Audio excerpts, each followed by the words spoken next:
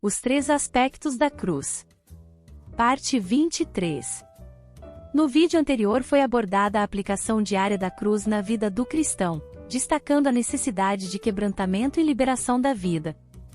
É explicado que, além de entender e experimentar a cruz, o cristão deve cultivar um espírito de cruz, que se traduz em um espírito de quebrantamento e humildade contínua. Humildade não é apenas um ato de penitência, mas uma constante entronização de Cristo e destronamento do ego. O quebrantamento permite que a vida de Cristo se manifeste através do crente, revelando o tesouro divino dentro do vaso de barro. Exemplos bíblicos, como o de Pedro, ilustram a transformação que ocorre através do quebrantamento. O texto enfatiza que a submissão e a entrega total a Deus, inclusive a obediência aos líderes, são essenciais para uma vida verdadeiramente santificada. Neste vídeo, a aplicação diária da cruz, sacrifício, uma vida de serviço e intercessão. Serviço.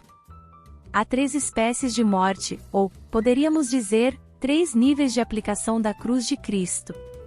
Cada um deles cria uma comunhão mais profunda com Deus e uma maior conformidade com a morte de Cristo. Em consequência disto, como Cristo prometeu, Deus dá a própria vida de Cristo aos homens numa irresistível torrente de graça, de modo que do seu interior fluirão rios de água viva. Quem crer em mim, como diz a Escritura, do seu interior fluirão rios de água viva. João 7 verso 38. A primeira espécie de morte é a morte da velha vida, que se dá na crise inicial da justificação. Se alguém está em Cristo, é nova criatura. As coisas antigas já passaram, eis que se fizeram novas. 2 Coríntios 5 verso 17. Assim, por amor de Cristo, o substituto, todos quantos se arrependem e creem nele, são perdoados e nascidos do alto. Depois vem a morte do velho homem, e isto é, da mente carnal, do pecado que habita em mim, o princípio antagônico que atua nos que são justificados, mas não santificados. À medida que o Espírito Santo revela a vida do ego em todas as suas formas mais sutis, nós, os cristãos, descobrimos o nosso desequilíbrio e a escravidão de nossa natureza às coisas do mundo. Desejando e buscando uma libertação mais profunda e positiva destes problemas da vida íntima, aprendemos que Cristo toma tanto o pecador como seus pecados e os leva à cruz. Reconhecemos que nosso velho homem, de fato, morreu, e nos consideramos mortos e vivos, mortos para todos os sórdidos negócios do ego, mas vivos para Deus e seu reino de amor. Então, em lugar da antiga amargura e ciúme, sem falar da tentação que nos ataca para pecados maiores, podemos começar a produzir as 9 unidades do fruto do Espírito. Mas o fruto do Espírito é amor, alegria, paz, longanimidade, benignidade, bondade, fidelidade. Gálatas 5 verso 22. Mas existe outra qualidade de morte, a morte do novo homem. Isto diz respeito não ao pecador e nem ao seu pecado, mas ao novo homem, à humanidade purificada e ao corpo físico. Nisto se inclui a morte para o conforto, para a segurança e para evitar-se a dor a todo custo.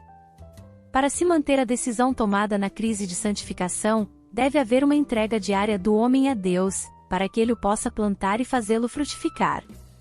O apóstolo Paulo chama isto levar sempre no corpo o morrer de Jesus para que também a sua vida se manifeste em nosso corpo. O caminho do Cordeiro é a estrada do sacrifício. Mas como deve ser o nosso sacrifício?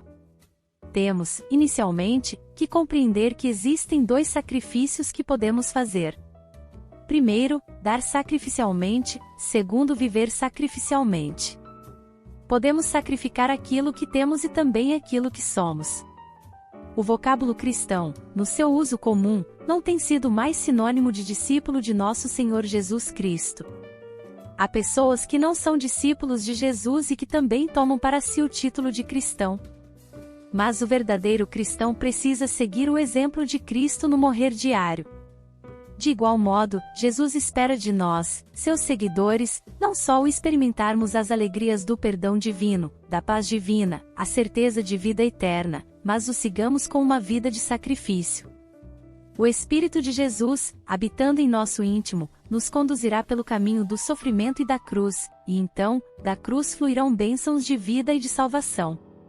Para entendermos e aprendermos o que é dar com sacrifício, precisamos estar preparados para pagar o preço. Lembremos o episódio de Davi na eira de Ornã. Quando este ofereceu a Davi bois para o sacrifício, bem como instrumentos de debulha e os jugos dos bois para a lenha, Davi não os aceitou sem pagamento, dizendo: Não, antes pelo seu inteiro valor o quero comprar, porque não, oferecerei holocausto que não me custe nada. Assim, pois, dar sem sacrifício não é sacrifício. Há, pelo menos 3 níveis de dar no Novo Testamento. 1. O dar proporcionalmente, pois que o apóstolo Paulo nos fala de pormos de lado conforme o grau em que Deus nos fez prosperar. Paulo não institui a quantidade, mas certamente não espera menos do que a realidade contida no Antigo Testamento, que perfazia 15%, 10% mais os extras. 2. O dar metade de tudo o que se possui, conforme ilustrado pela vida de Zaqueu que, quando foi salvo, assim o fez. Talvez a restituição quadruplicada lhe tomasse o restante dos bens. 3. O dar tudo o que se possui, conforme vemos no caso da viúva que quase nada possuía, mas deu tudo o que tinha. Este é um nível mais profundo. Isto agradou tanto a Jesus que ele chamou a atenção dos discípulos sobre como aquela viúva ofertava. A verdadeira vida cristã é vida de sacrifício. Não só somos chamados a sacrificar o que possuímos, mas também o que somos. Isto custa mais do que dinheiro. Custa o nosso tempo, esforço, conforto, segurança. Precisamos aprender a viver desta maneira a ponto de não mais procurar poupar-nos, mas desejar ser quebrantados, para que o Cristo que trazemos em nosso íntimo seja revelado. O apóstolo Paulo em 1 Coríntios 15 verso 31 nos diz assim: Dia após dia, morro. Eu protesto, irmãos, pela glória que tenho em vós outros, em Cristo Jesus, nosso Senhor. Aqui não se faz referência a alguma morte para o pecado, e sim, à disposição que o apóstolo tinha de sacrificar a sua vida para que outros pudessem viver. A experiência da santificação, que inclui a purificação do pecado dominante e o enchimento do Espírito Santo, apenas dá qualidade à nossa vida, de maneira que a possamos apresentar a Deus como um sacrifício vivo. A crise decisiva da santificação não é substituto para a vida sacrificial. Aqueles que já foram purificados, santificados e tornados aceitáveis, são chamados, pelas misericórdias de Deus, a apresentar-se como um sacrifício vivo.